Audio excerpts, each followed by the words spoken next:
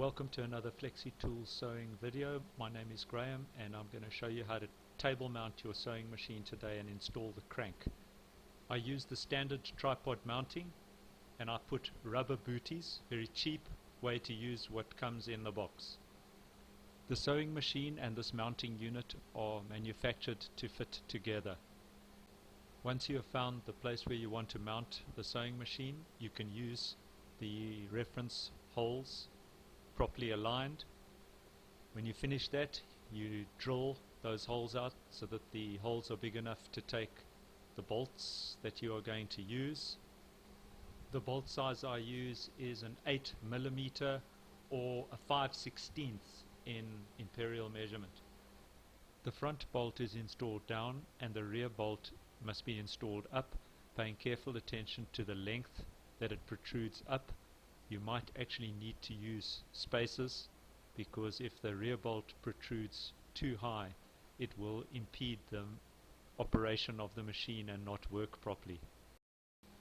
Once I've got the front bolt down, I'll put a washer up underneath and I will put a nut onto the bolt and I'll tighten it to an extent, and then I'll be able to put the rear bolt up, and then I'll be able to properly tighten all of the bolts, and they're extremely stable, very solid, and it's a very simple way to do the install, as you can see.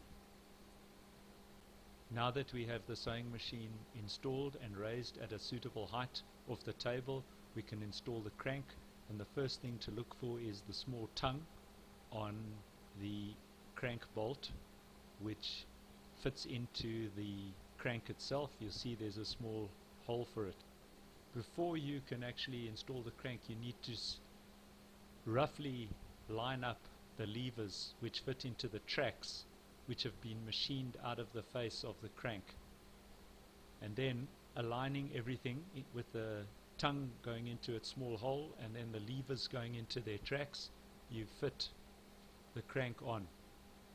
Once I've done that, you can see that the crank will turn, but now we have to properly screw it down. So I use a locking washer, a split washer. This doesn't come with a machine, but I'll always use one, because if you don't use it, the nut tends to come off the crank, so that's a way to make sure that your crank is properly stable.